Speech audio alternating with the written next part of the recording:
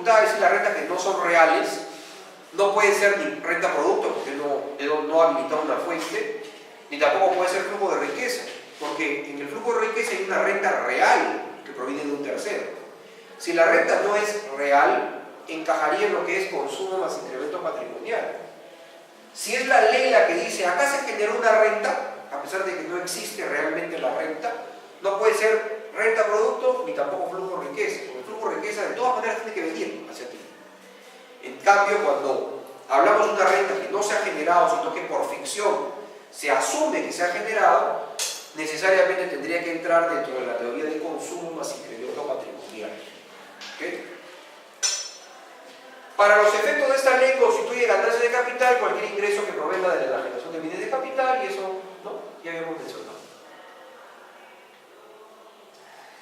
Los ingresos provenientes de terceros que están grabados por esta ley, que hacía alusión antes, ¿no? ¿Cuáles son los ingresos provenientes de terceros que graba esta ley?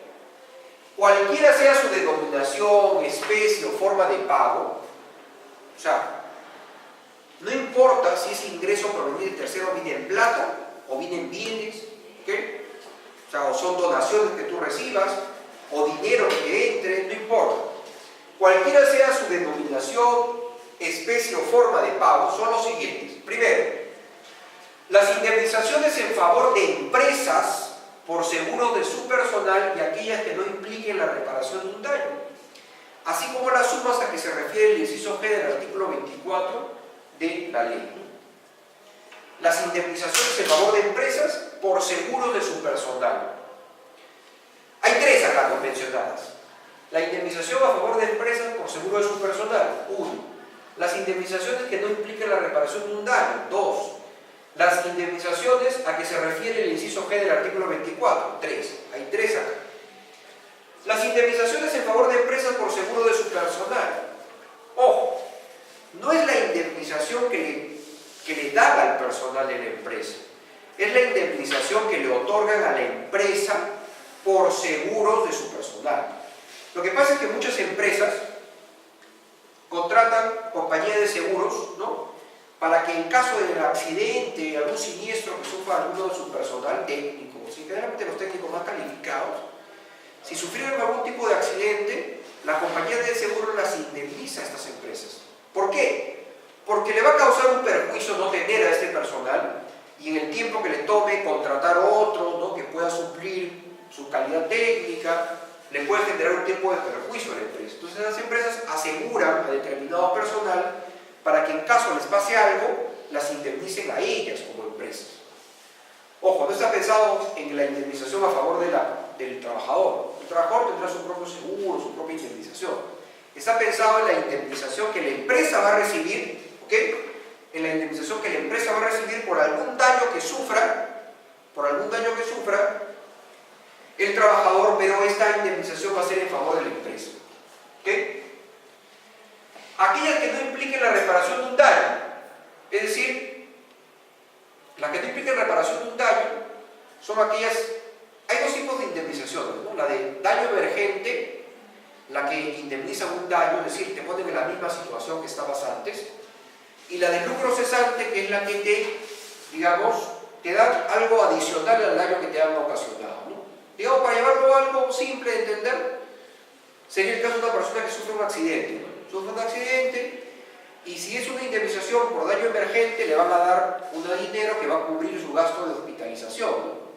Esos daños emergentes están cubriendo los gastos que tiene que desembolsar esta persona para curarse. Daño emergente. Cubrir el daño nada más. Pero si es lucro cesante, lo que va a hacer es, se le va a indemnizar por lo que está dejando de ganar, porque él trabaja, no sé, pues en algún lugar se cachó el EA, y como está accidentado ya no puede generar el ingreso, ¿no? Y ese ingreso, no sé, pues ascenderá a 2.000 soles mensuales, y si un mes ha estado en esa situación, se le indemniza con 2.000 soles por el lucro cesante, es decir, por lo que ha dejado de ganar, ¿ya? Lo que está grabado como indemnización es aquellas que no impliquen la reparación de un daño, es decir, las que no sean daño emergente, por ende las que sean lucro cesante. Las indemnizaciones que vayan más allá de indemnizar el daño van a estar grabadas con este impuesto. así como las sumas a que se refiere el inciso G del artículo 24. Ojo, está pensado en indemnizaciones en favor de empresas, tanto las de seguros de personal como aquellas que no implican la reparación de un daño. De aquí mismo estamos sacando de que eso a la persona natural no le abarca. ¿Okay? O sea, si a una persona natural atropella y le da una indemnización, no está grabado con renta. Así como las sumas a que se refiere el inciso G del artículo 24. Muy bien. Eso es lo que comentaba, ¿no? Se trata de indemnizaciones a favor de las empresas, siendo que el siniestro debe ocurrir sobre su personal. No se sustenta en la teoría de renta-producto, sino del flujo de riqueza. ¿Okay? Si no estuviera mencionado expresamente en la ley, no estaría grabado. Como dice que esto está grabado, ¿okay?, bajo la teoría del flujo de riqueza, es un concepto que de todas maneras se grabaría. Porque uno no habilita la fuente para que se accidente el personal y reciba un ingreso, ¿no? O sea, la empresa no habilitó la fuente para buscar que se accidente una persona y a raíz de eso obtenga un ingreso. Bajo la teoría de renta-producto no está grabado. La única forma que esté grabado es bajo la teoría del flujo de riqueza. Pero en la teoría del flujo de riqueza, solo algunos ingresos provenientes de terceros que menciona la ley van a estar grabados. Si no está descrito, no estaría grabado. Como está descrito, está grabado. Este es el inciso G del artículo 24, que es el típico caso de una persona, esto está pensado en personas naturales también, ¿no? Una persona natural contrata un seguro de vida, pero es un seguro de vida que tiene un ahorro, ¿no? Llega a determinada fecha y la persona sigue viva, le dan como si fuese un ahorro una determinada cantidad de dinero, ¿no?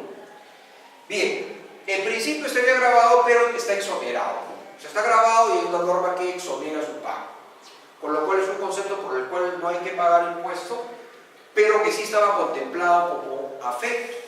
Solo que hay una norma exoneratoria que tiene la facultad o tiene la virtualidad de neutralizar los efectos de la norma que sí genera gravamen, ¿no? Está exonerado eso. Para efecto del inciso A del artículo 3 no se reconsideran ingresos gravables a la parte de las indemnizaciones que se otorgan por daños emergentes, ¿no? No se consideran gravables, las de daños emergentes sí se consideran gravables, las de lucro cesante. Esas sí están grabadas. O sea, lo que solamente indemniza el daño y te repara el daño, un auto choca y le dan una indemnización para que arregle el carro, para que lo deje igual que estaba antes, no estaría grabado. Pero si te dan una indemnización para que encima de ese carro pues, lo repotencie, ese exceso estaría grabado, ¿no? Porque es lucro cesante. Y acá es un concepto que hay que verlo más de forma numérica para poder entenderlo, ¿no? Se trata de empresas que aseguran bienes de su activo fijo, ¿no?, que luego sufren un siniestro y le van a indemnizar. ¿Qué? Las indemnizan. Esa indemnización, si supera el costo computable del bien, estaría grabado como el impuesto a la renta, ¿no? Eso es lógico, ¿no? El costo computable, si supera la indemnización, el costo computable del bien, estaría grabado como el impuesto, ¿no? Costo computable teniendo en cuenta que ese bien del activo se va a ir depreciando, es decir, va a ir perdiendo su valor año a año y eso se va registrando contablemente, ¿no? Hasta que llega a determinar y contablemente ya no tiene valor, a pesar que sí hay un valor de por medio, ¿no? Porque si determinado bien lo podrían vender o obtener una utilidad, pero contablemente ese bien va a ir perdiendo valor dependiendo de la tasa de depreciación a la que esté afecto, ¿no? ¿Qué es lo que dice el inciso B del artículo 3? Que las indemnizaciones destinadas a reponer total o parcialmente un bien del activo de la empresa en la parte que exceda del costo computable de ese bien va a estar grabado como el impuesto a la renta. O sea, las indemnizaciones que estén destinadas a reponer total o parcialmente un bien del activo fijo de la empresa en la parte que exceda el costo computable estaría grabado. Pero te pone una excepción, ¿no? Salvo que se cumplan las condiciones para alcanzar la inafectación total prevista en el reglamento, ¿no?, de acuerdo con lo que establece el reglamento. Es como que le están diciendo, mira, a pesar que estaría grabado, si cumples con estas condiciones que te voy a dar, se considera como inafecto. No se va a grabar, pero tienes que cumplir esas condiciones estrictamente. ¿Ya? En los casos a que se refiere el inciso B, esto es el reglamento ya, del artículo 3, no se computará como ganancia el monto de la indemnización, que excediendo el costo computable sea destinado a la reposición total o parcial del bien. Siempre que para ese fin la adquisición se contrate dentro de los 6 meses siguientes a la fecha en que se percibe el monto indemnizatorio. Y el bien se reponga en un plazo que no debe exceder de los 18 meses contados a partir de la referida percepción. SUNAT puede autorizar un plazo mayor para la reposición física del bien y está autorizada por única vez, en casos debidamente acreditados, un plazo adicional para la contratación de la adquisición del bien. O sea, excepcionalmente le puedes pedir a SUNAT un mayor plazo y ella va a evaluar y te va a conceder o no. Pero eso es lo importante, ¿no? O sea, si repones total o parcialmente un bien de tu activo fijo, el monto indemnizatorio que tú vas a recibir lo tienes que destinar a esa reposición total o parcial. ¿Ok? Si tú contratas la adquisición de ese bien dentro de los 6 meses siguientes a la fecha en que percibas el monto indemnizatorio y además el bien lo repones en un plazo que no exceda los 18 meses desde la fecha en que percibiste el monto indemnizatorio, alcanzas la inafectación total. No cumples con las condiciones que te está dando el reglamento para que eso que recibes de más no esté grabado con el impuesto a la renta. Ya no lo consideres como un ingreso grabado, si cumples las condiciones.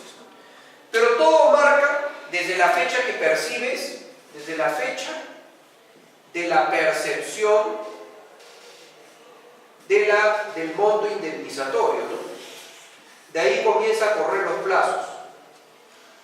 Desde la fecha que percibas el monto indemnizatorio comienza a correr el plazo para contratar la adquisición del bien y también para reponer el bien, o sea, para que el bien nuevamente esté en la empresa cumpliendo sus funciones, ¿no? O sea, desde la fecha en que tú percibes el monto indemnizatorio tienes una fecha para contratar la adquisición del bien y otra para reponerlo. Si cumples con los plazos, alcanzas la inafectación. Si te falta más tiempo, le puedes pedir a SUNAT, ¿no? Y SUNAT te puede autorizar un mayor tiempo para la contratación y para la reposición. Pero digamos, eso ya es más excepcional. Más o menos acá lo vamos a poder ver en este gráfico de qué se trata, ¿ya? Supongamos que tú tienes un bien de tu activo fijo que te vale 100.000, ¿no? Y tienes una tasa de depreciación para ese activo del 10%. Pasaron 5 años y ese activo, cuando está en tu contabilidad, ya no vale 100.000. Contablemente, ya en tus libros, el valor de ese activo va a ser de 50.000. Tú tienes contratado un seguro en caso de siniestro. Ocurre el siniestro. Al 5.º año ya tenía una depreciación, ¿no es cierto?, acumulada de 50.000. Quiere decir que el valor de ese activo está en 50.000. Sufres el siniestro, se pierde ese bien de tu activo fijo. Lo tienes que reponer, ¿no es cierto? Si tú quieres comprar ese mismo activo, ya no, ustedes saben que las máquinas no van a permanecer, no son las mismas, ¿no? Conforme pasa el tiempo se van actualizando, el desarrollo tecnológico, y quieres comprar una similar, vas a encontrar en el mercado una similar, pero obviamente con más cosas que pueda hacer, ¿no? Y es una máquina un poco más completa, y ahora en el mercado está a 120.000. Ya ese es su valor de reposición. Si yo quiero sacar o quiero comprarme una máquina igual o parecida a la que tenía antes, ahora me va a costar 120.000. Vamos a jugar con 3 supuestos. Supongamos que el monto que te van a indemnizar sea el mismo monto por el cual, de tu valor de reposición, o sea, del valor que necesitas para comprar un bien similar. Te indemnizan con 120.000, ¿ya? O sea, repito, tienes un activo que sufre un siniestro, venía depreciándose, a la fecha en la cual sufre el siniestro ya valía la mitad, 50.000 soles. ¿Ok? Tienes ese supuesto y bueno, pasa el siniestro y te indemnizan con 120.000, que es justo lo que tú necesitas para comprar un bien similar. ¿Cuál sería la renta acá? 50.000, ¿no es cierto? Que es la diferencia entre el monto indemnizatorio y el costo computable. Monto indemnizatorio y costo computable. ¿Ok? Acuerda que decíamos que va a estar grabado con renta el monto indemnizatorio que, excediendo el costo computable, ¿no? O sea, el exceso es lo que está grabado con renta. El exceso sería 70.000. ¿Qué pasa si te dan menos de lo que tú necesitas para reponer el bien? Te dan 100.000. Si te dan 100.000 versus el costo computable, 50.000, 50.000 es renta. Pero si te dan más de lo que tú tendrías que reponer, ¿cuánto sería el costo? ¿Cuánto sería la renta acá?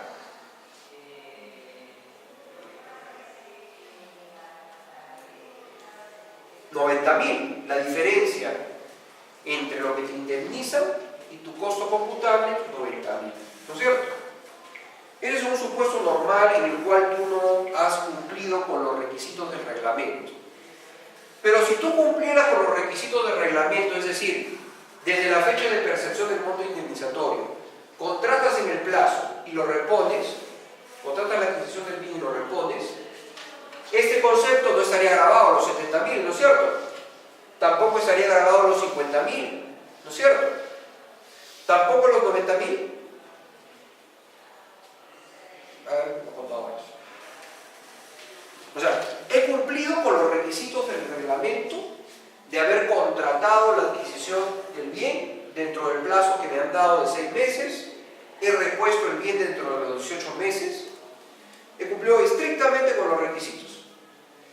A mí me queda claro que acá esto inafecto, esto inafecto y esto también inafecto. En el caso que yo haya recibido como monto indemnizatorio 140.000, ¿también eso estaría inafecto? Todos los 90.000. ¿Ah?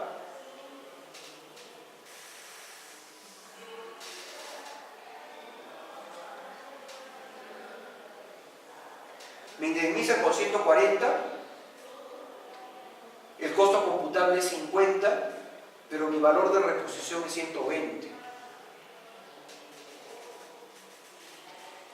He cumplido con los requisitos que establece el reglamento para alcanzar la inafectación total. En realidad acá no. O sea, porque la idea, cuando dicen que esté destinado a la reposición total, la idea es que con la plata que tú tienes, lo destines a comprar un bien similar y lo ingresas a la empresa, ¿no? Pero ¿qué va a pasar con este caso? Esta persona recibe 140.000, ¿ya? Lo que va a hacer esta persona cuando se compre el bien similar va a valer 120. 20.000 se van a quedar en su bolsillo de la empresa. Esos 20.000, por mal que él cumpla con todos los requisitos para alcanzar la inafectación, va a alcanzar la inafectación total, pero hasta el monto destinado a la reposición del bien. Ese exceso de la indemnización, que va a ser lo que va a ingresar a él como si fuera una utilidad, ¿qué? Eso que no lo está destinado a la reposición del bien, sí va a estar grabado a pesar de que haya cumplido con todos los requisitos para alcanzar la inafectación total. Pero es la inafectación total hasta el tope de lo que va a destinar a la reposición del bien. ¿Ok?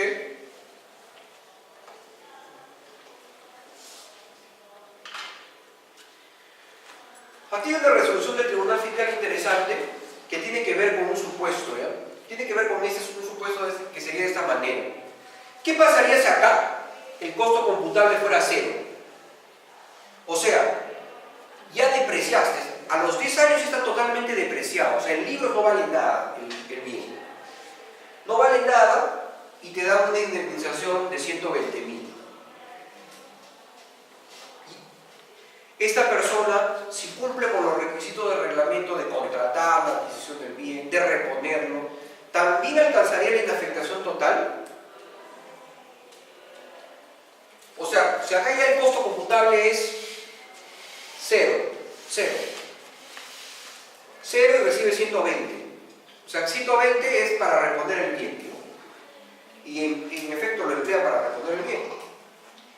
Y cumple con todos los requisitos, en el sentido de, desde que percibe el monto indemnizatorio, contrata la adquisición del bien y repone. En ese caso, también alcanzaría la inafectación total.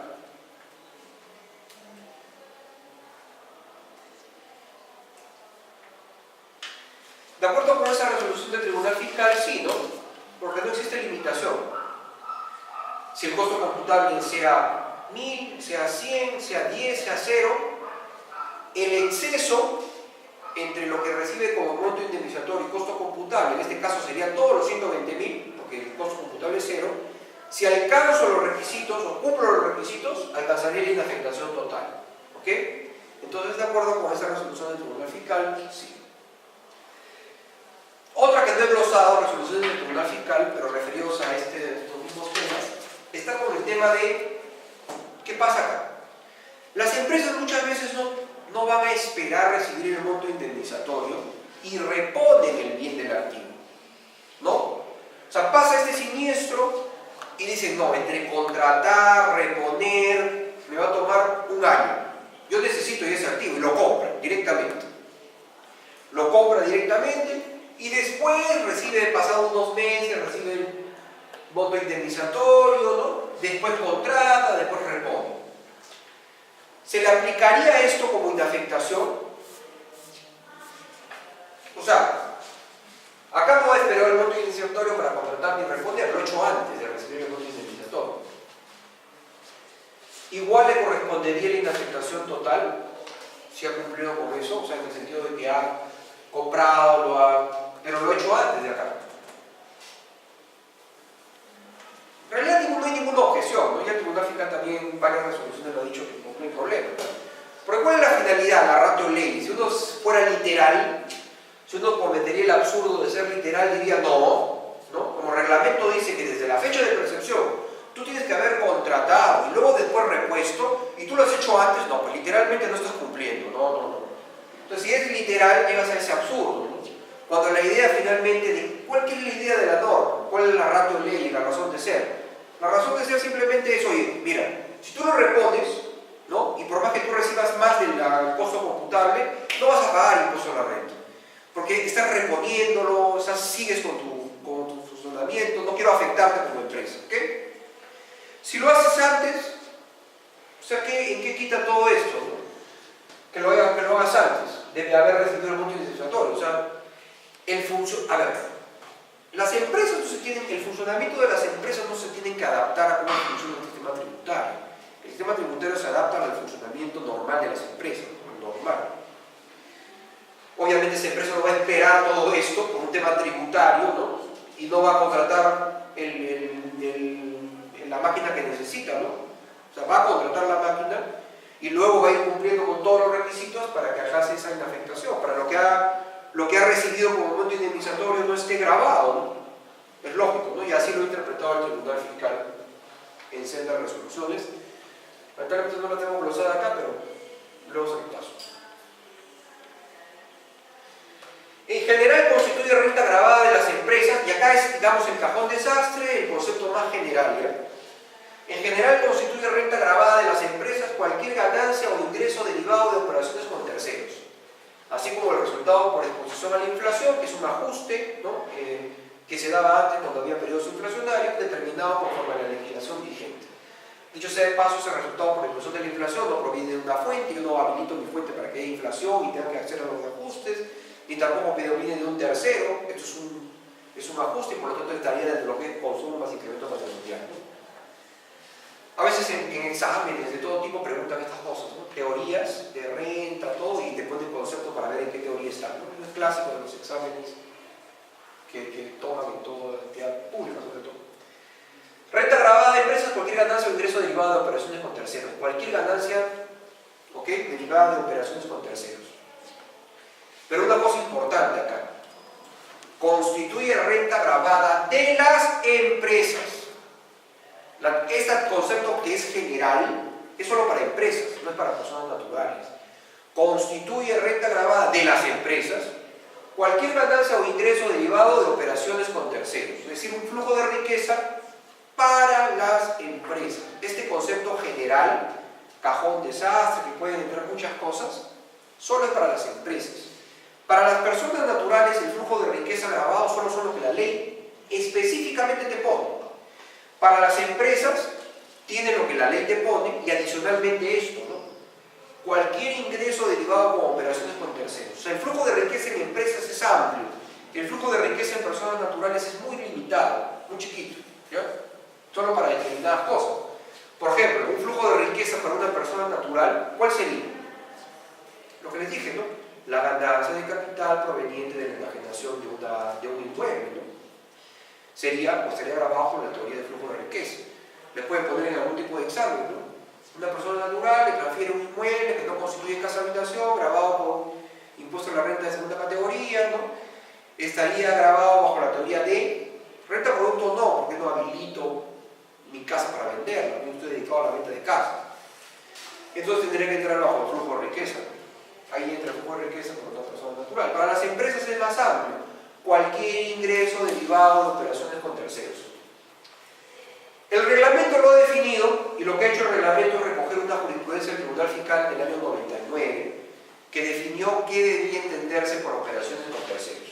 Y dice que va a ser renta o ganancia o ingreso derivado de operaciones con terceros aquella que es obtenida en el devenir de la empresa, en el devenir de la actividad de la empresa, en sus relaciones, ojo, dice empresa, en sus relaciones con otros particulares, en la que los intervinientes, las partes involucradas, participan en igualdad de condiciones, o sea, particulares en igualdad de condiciones, y consienten el nacimiento de obligaciones.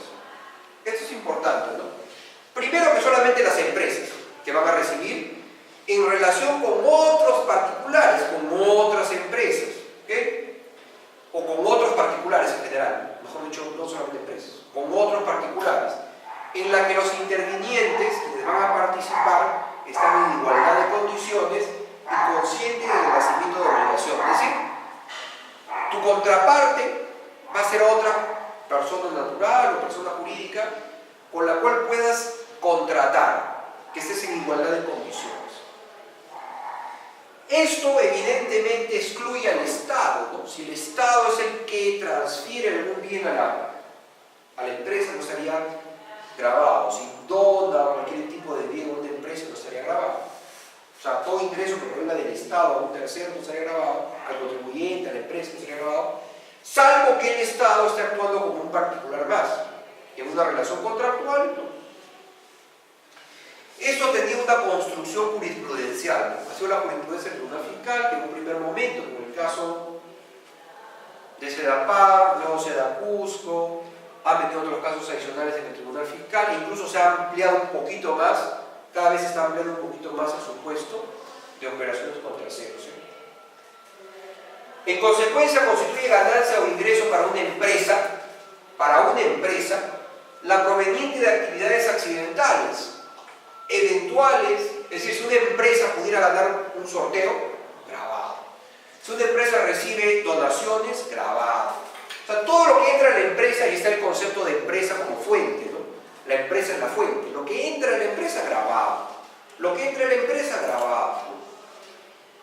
En consecuencia, constituye ganancia o ingreso para una empresa la proveniente de actividades accidentales, los ingresos eventuales y la proveniente de transferencias a título gratuito que realice un particular a su favor. En estos casos, el adquirente deberá considerar la ganancia o ingreso al valor de ingreso al patrimonio. Es decir, cuando recibe a título gratuito, hay que valorizarlo, ¿no? Y eso se llama valor de ingreso al patrimonio. Le tiene que poner un valor contable y lo registra. Puede ser producto de una tasación, etc. El término empresa comprende toda persona o entidad que perciba renta de tercera y a las personas o entidades que están no domiciliadas que realicen una actividad empresarial. ¿Ok?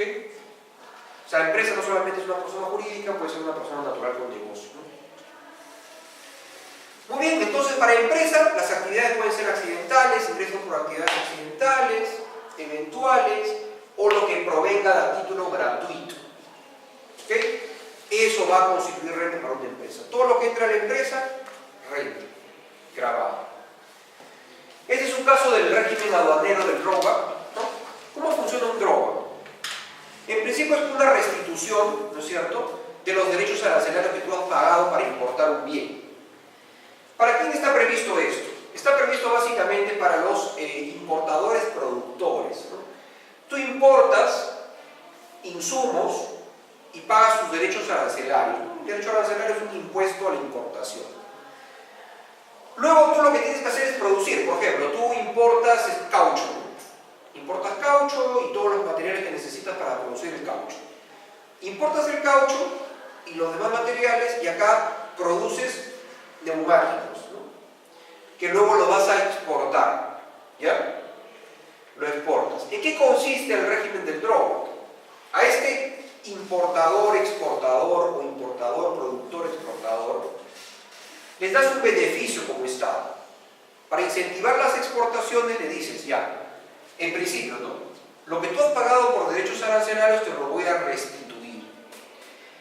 Esta empresa que importó caucho y demás materiales para la producción de neumáticos puede haber invertido, supongamos, o puede haber pagado por derechos arancelarios, pongamos $1000, ¿ya? Luego los exporta. Obviamente cuando ya exporte neumáticos, los venderá, pues, no sé, pues en $50.000, supongamos. $50.000. ¿En qué consiste el robo? Te van a restituir, pero te van a restituir lo que tú has pagado por derecho arancelario. En realidad no. La restitución no es el monto que tú has pagado por derecho arancelario. Lo que te van a restituir es un 4% del valor de exportación. O sea, de lo que vas a vender los neumáticos. Que evidentemente, si acá has pagado 1000, lo que te terminan devolviendo acá es como, por decirte, 10.000. O sea, es mucho más. SUNAT en algún momento dijo, oye, perdón, ¿no? O sea, el Estado le está donando a la empresa. La está subvencionando, es una subvención, es un regalo, tiene que estar grabado, porque las empresas, los regalos que reciben, están grabados, ¿no? Y acá vino por primera vez el análisis de operaciones con terceros, derivados de la actuación con otros en igualdad de condiciones y en el que consientan cumplimiento de obligaciones. Analizó el Tribunal Fiscal en este caso si estaba grabado bajo la teoría de renta-producto, y dijo que no, porque no se habilita la fuente para recibir, digamos, estos importes, ¿no? La empresa realiza su actividad empresarial y esto proviene de un ingreso, además a título gratuito, ¿no? O sea, es como una suerte de donación y eso no encaja dentro de la regla de renta-producto. O sea, la renta-producto es la fuente, en este caso la empresa genera un ingreso. Acá el ingreso no proviene de una fuente de trabajo, acá proviene de un regalo del Estado. Renta-producto, ni hablar. Flujo de riqueza. Bueno, consumo más incremento patrimonial no es porque no hay una... No, para hacer consumo más incremento patrimonial tendrían que ser los expresamente señalados en la ley y no está. Entonces lo único que tendría que ser es flujo de riqueza de un tercero que fluye hacia el contribuyente. Pero acá es donde se analizó, bueno, ¿y este tercero quién es? El Estado, ¿no? En el devenir de la actividad de la empresa en sus relaciones con otros particulares. Esta es la resolución del Tribunal Fiscal de Observancia Obligatoria de la C16499, que estableció este concepto que luego fue recogido en el reglamento de la Ley de Impuesto a la Renta. Dice que toda vez que los ingresos obtenidos a través del drawback no se basan en la restitución propiamente dicha de los derechos arancelarios, sino más bien en transferencia de recursos financieros por parte del Estado, constituyendo un ingreso extraordinario, sujeto o condicionado al cumplimiento de los requisitos establecidos en la ley. Consecuentemente, un incremento directo de los ingresos. El mismo no forma parte de la actividad o giro principal de una empresa, no pudiendo, por tanto, considerar que provenga de una fuente durable susceptible de generar ingresos periódicos, escapando así del concepto de renta-producto. No proviene del capital, del trabajo, ni de la aplicación conjunta de ambos factores. Que de otro lado los ingresos obtenidos por la recurrente fueron recibidos luego de que ésta cumpliera con los requisitos establecidos por la norma, por lo que dicho beneficio nace de un mandato legal, y no de la actividad entre particulares, operaciones con terceros, por tanto no está dentro del concepto de renta de la teoría de flujo de riqueza. En la teoría de flujo de riqueza, una de las características de esta teoría es que tiene que provenir la flujo de riqueza el tercero, de un tercero hacia la empresa, ¿no? O sea, quien recibe tiene que ser empresa necesariamente, bajo este concepto general. Ese tercero tiene que estar con la empresa en igualdad de condiciones. Tiene que consistir en el nacimiento de obligación, es decir, tiene que haber una relación tipo contractual, ¿no? Contractual. Estar en condiciones similares. Y si acá tienes al Estado que está efectuando esta donación en virtud de una ley, obviamente no están en igualdad de condiciones, ¿no es cierto? No podrían estar en igualdad de condiciones. Por lo tanto, como proviene de un mandato legal, al provenir de un mandato legal de la ejecución de una ley, no es una relación con otro particular.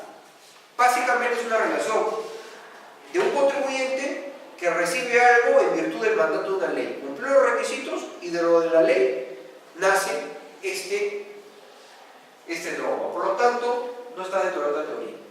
¿Ya? Luego hubo otros casos. Transferencias financieras vía donación que efectúa el gobierno peruano a los gobiernos regionales, municipales y empresas del sector público, incluyendo las entidades prestadoras de servicios de saneamiento, las EPS. En este informe de SUNAT dice que los ingresos que perciben donación las empresas de las actividades empresariales del Estado, incluido las EPS, están grabadas, ¿okay? Van a estar grabadas. Para este informe de SUNAT, las entidades prestadoras de saneamiento que reciban alguna donación del Estado son conceptos grabados con el impuesto a la renta, ¿no? Aplicando estrictamente esta teoría. Y los gobiernos regionales, como no son contribuyentes del impuesto a la renta, porque no son contribuyentes, el Estado no tiene capacidad contributiva, por lo tanto, están inafectos de manera natural el impuesto, ¿no? Ellos, por tanto, no van a estar grabados. Pero cuando el Estado tiene una empresa, lo que la empresa reciba, si sea del Estado, ¿no? O sea, una empresa estatal, lo que recibe la empresa, sí está grabado con el impuesto. Pero hubo una resolución del Tribunal Fiscal del año 2010, de la Sala 5, que analiza, bueno, antes hubo otra, pero esta es una de ellas, con relación a este programa de apoyo al sector de saneamiento básico, ¿ya? O sea, el Estado, en virtud de una ley, lo que hacía era efectuar donaciones a estas entidades de prestadoras de saneamiento, que efectuaban donaciones en virtud de una ley que le permitía celebrar contratos, ¿no? Celebraba contratos y a través de estos contratos efectuaba las determinadas donaciones. Acá había que ver si esto estaba grabado o no con el impuesto a la renta, porque técnicamente no es un mandato legal como el TROBA. En el TROBA tampoco están los requisitos y el Estado está obligado a dar. Acá el Estado tenía una ley marco y en base a esa ley marco tenía que celebrar contratos con estas entidades para transferirle bienes o dinero, generalmente bienes. Y esto obviamente tenía dos posiciones que había en el Tribunal Fiscal con relación a si esto está grabado o no. Algunos que eran un poco más estrictos decían no, eso no está grabado, eso está grabado, mejor dicho, porque está proveniendo o sea, el Estado está celebrando un contrato, se está poniendo como un particular más. Y otro decía, está bien, de alguna manera está poniéndose a celebrar un contrato, pero lo está haciendo en virtud de una ley que le faculta hacerlo, una ley y encima para prestar un servicio público. Por esa razón se consideró que el Estado estaba actuando en su calidad de Estado, no como un particular más, ¿no? Y es lo que dice esta resolución, ¿no?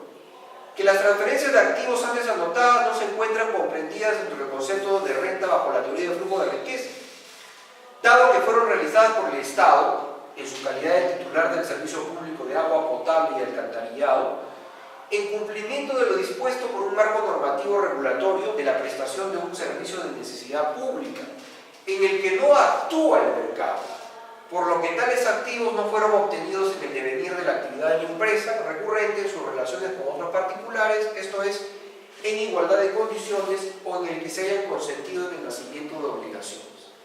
O sea, acá el Estado, cuando te está donando, lo está haciendo dentro de un marco normativo. ¿Okay? Un marco normativo regulatorio para la prestación de un servicio de necesidad pública en el que el mercado no actúa.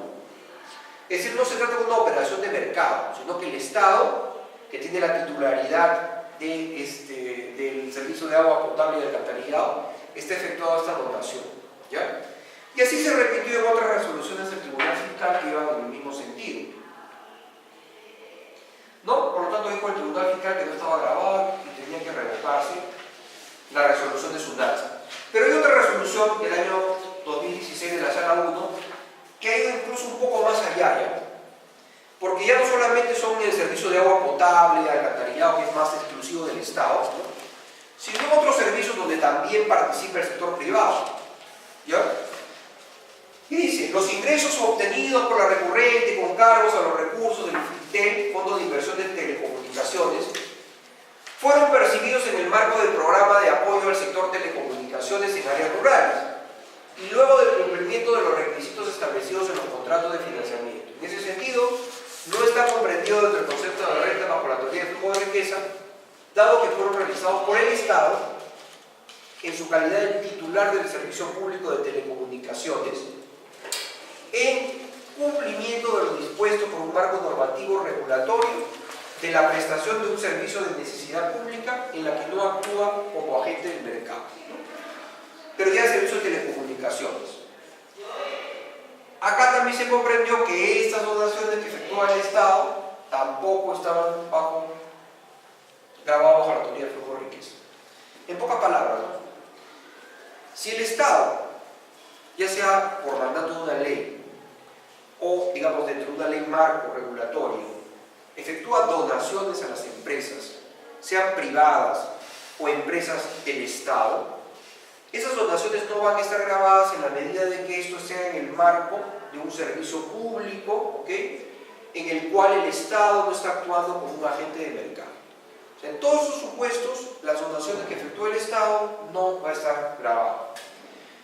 Pero cuando es Estado, empresa. Si no fuera el Estado y fuera cualquier tercero, siempre va a ser grabado. ¿Ya? Salvo que hay una identificación de empresa que se señale para tal operación. Pero en principio, siempre se va a entender grabado. Bien. Esta es una resolución interesante en la sala 3. Usted sabe que una persona natural puede generar todo tipo de ingresos, ¿no? Una persona natural puede generar rentas de primera, por alquiler de una casa, renta de segunda, por si enajena un bien de capital, ¿no? O, no sé, pues, o regalías que obtenga por su trabajo intelectual. Puede generar renta de cuarta por servicios profesionales. Puede generar renta de quinta si trabaja como dependiente en algún lugar o profesor universitario, ¿no? Acá están las 4 rentas. Pero también puede generar rentas de tercera categoría como una persona natural con negocio. De repente se dedica a un negocio, tiene un minimarket, ¿no? Y como una persona natural se dedica a negociar o a vender bienes. Puede generar todo tipo de rentas una persona natural. Ya sabemos que lo que reciba una empresa está grabado por renta, ¿no? Lo que reciba la empresa está grabado por renta. Ese es el caso de un papá, ¿ya? Le da a la hija una determinada cantidad de dinero para apoyarla en el negocio que ella tenía. Incluso ella lo registra luego como una suerte de aportes, al aporte a la empresa, ¿no? Era una persona natural con negocio que lo emplea en la empresa. Y la SUNAT le dice, bueno, bajo la teoría de flujo de riqueza, ¿no?, este concepto está grabado. Proviene de un tercero y tú eres una empresa, está grabado. Y aquí el tribunal dijo, bueno, esta persona natural puede actuar como empresa o como persona natural. Y acá no está acreditado, porque finalmente si tú recibes la plata, esa persona puede hacer lo que quiera con la plata. O sea, ¿cuál es la idea? El papá le deja a ustedes una determinada cantidad de dinero, ¿ya? Toma, hija, para que te apoyes en tu empresa, ¿no? El destino que tú le des a esa plata Tú esa plata que te han dado para que la apoyarte en tu empresa, lo puedes decir, ay, gracias, y te vas de viaje. Te vas de viaje, te compras un carro, lo pones en el banco, le puedes dar 1000 usos. O lo puedes, como en este caso, emplearlo en la empresa. Pero eso no es una donación, o no está acreditado que sea una donación directa a la empresa. ¿Ok? Que la persona recibe el dinero y que la persona que recibe el dinero lo destine a la empresa es distinto. Eso no está grabado bajo esta teoría. O sea, no está grabado. El tribunal fiscal en este caso revoca, ¿no? Dice, siendo que la administración no ha acreditado que las donaciones en materia de reparo hayan sido otorgadas a la empresa unipersonal y no a la recurrente en su condición de persona natural, o sea, de la hija, las mismas no calificarían como renta gravada de conformidad con la normativa y jurisprudencia cruzada que dispone que para el caso de personas naturales únicamente se grabarán los ingresos como renta en los supuestos previstos en el artículo 3, siendo que las donaciones no están previstas en esta norma, o sea, para personas naturales, ¿no? Acá el tribunal manejó ese concepto, ¿no? O sea, no está acreditado que ese dinero haya sido una donación directamente a la empresa. La donación fue a la persona natural. Y la persona natural, si lo destina luego a la empresa, eso es distinto. Porque sería como que si fuera un aporte de la persona natural. Cuando la persona natural recibe la plata, la puede destinar a cualquier cosa. A comprarse un carro, a viajar, a su empresa. El destino posterior no hace que eso sea un concepto grabado, ¿ya? Que es básicamente lo que el Tribunal Fiscal ha señalado en esta resolución del año 2016.